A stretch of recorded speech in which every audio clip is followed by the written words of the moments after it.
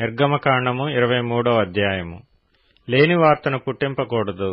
అన్యాయపు సాక్ష్యమును పలుకుటకై దుష్టునితో నీవు కలయకూడదు. దుష్కార్యము జరిగించుటకై సమూహమును వెంబడించవద్దు. న్యాయమును త్రిప్పివేయుటకు సమూహముతో చేరి వ్యాజ్యములలో సాక్ష్యము పలకకూడదు. వ్యాజ్యమాడువాడు బీదవాడైనను వాని ఎడల పక్షపాతముగా నుండకూడదు. నీ శత్రువుని ఎద్దైనను గాడిద అయినను తప్పిపోవచుండగా అది నీకు కనబడిన ఎడల అగత్యముగా దాని తోలుకొని వచ్చి వానికి అప్పగింపవలెను. నీవు నీ పగవాని గాడిద బరువు క్రింద పడియుండుట చూచి దాని నుండి తప్పింపక యుందునని నీవు అనుకొనినను అగత్యముగా వానితో కలిసి దాని విడిపింపవలెను. దరిద్రుని వ్యాజ్యములో న్యాయము విడిచి తీర్పు తీర్చకూడదు. అబద్ధమునకు దూరముగా నుండుము. నిరపరాధినైనను నీతిమంతునినైనను చంపకూడదు. నేను దుష్టుని నిర్దోషినిగా ఎంచను. లంచము తీసుకొనకూడదు. లంచము దృష్టి గలవానికి గ్రుడ్డితనము కలుగజేసి నీతిమంతుల మాటలకు అపార్థము చేయించును. పరదేశిని బాధింపకూడదు. పరదేశి మనస్సు ఎట్లుండునో మీరెరుగుదురు. మీరు ఐగుప్తులో పరదేశులై ఇంటిరి గదా. 6 సంవత్సరములు నీ భూమిని విత్తి దాని పంట కూర్చుకొనవలెను. 7వ సంవత్సరమున దానిని బీడు విడువవలెను. అప్పుడు నీ ప్రజలలోని బీదలు తినిన తరువాత మిగిలినది అడవి మృగములు తినవచ్చును. నీ ద్రాక్ష తోట విషయములోను నీ ఒలీవ తోట విషయములోను అలాగుననే చేయవలెను. 6 దినములు నీ పనులు చేసి నీ ఎద్దును నీ గాడిదయు నీ దాసి కుమారుడును పరదేశియు విశ్రమించినట్లు 7వ దినమున ఊరక ఉండవలెను. నేను మీతో చెప్పిన వాటినన్నిటినీ జాగ్రత్తగా గైకొనవలెను. వేరొక దేవుని పేరు ఉచ్చరింపకూడదు. అది నీ నోటి నుండి రానియ తగదు.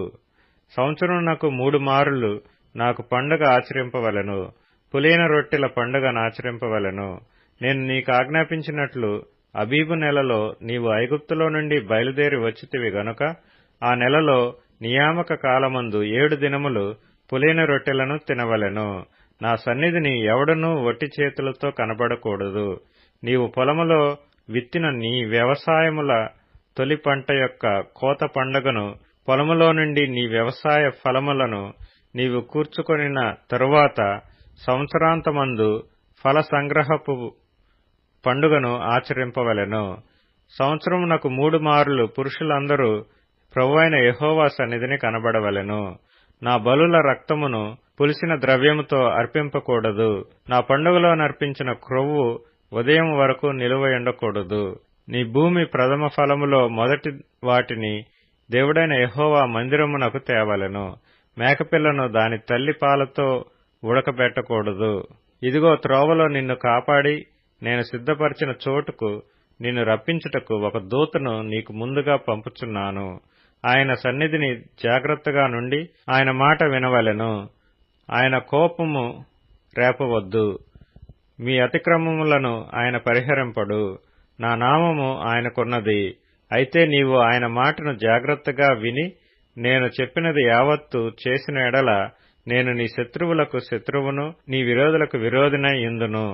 ఎట్లనగా నా దూత నీకు ముందుగా వెళ్ళుచు అమోరీయులు, హిత్తీయులు, పెరిజ్జీయులు, కనానీయులు, హివ్వీయులు, యెబూసీయులను వారున్న చోటుకు నిన్ను రప్పించును. నేను వారిని సంహరించెదను. వారి దేవతలకు సాగిలపడకూడదు. వాటిని పూజింపకూడదు. వారి క్రియల వంటి క్రియలు చేయక వారిని తప్పక నిర్మూలము చేసి వారి విగ్రహములను బొత్తిగా పగులుకొట్టవలెను. నీ దేవుడైన యెహోవానే సేవింపవలెను. అప్పుడు ఆయన నీ ఆహారమును నీ పానమును దీవించును. నేను నీ మధ్య నుండి రోగము తొలగించెదను. కడుపు దిగబడునదియు గొడ్డుదియు నీ దేశములోనూ ఉండదు. నీ దినముల లెక్క సంపూర్తి చేసెదను. నన్ను బట్టి మనుష్యులు నీకు భయపడునట్లు చేసెదను. నీవు పోవు సర్వదేశముల వారిని ఓడగట్టి నీ సమస్త శత్రువులు నీ ఎదుటి నుండి పారిపోవునట్లు చేసెదను. మరియు పెద్ద కందిరీగలను నీకు ముందుగా పంపించెదను. అవి నీ ఎదుటి నుండి హివ్వీయులను, కనానీయులను, హిత్తీయులను వెళ్లగొట్టును.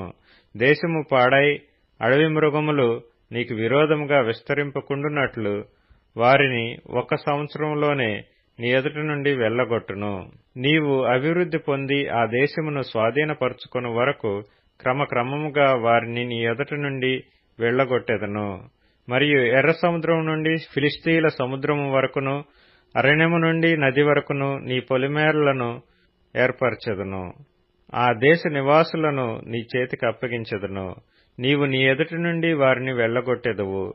నీవు వారితోనైనను వారి దేవతలతోనైనను నిబంధన చేసుకొనవద్దు. నీవు వారి దేవతలను సేవించిన ఎడల అది నీకు ఉరి అగును గనుక వారు నీచేత నాకు విరోధముగా పాపము చేయింపకుండునట్లు వారు నీ దేశములో నివసింపకూడదు.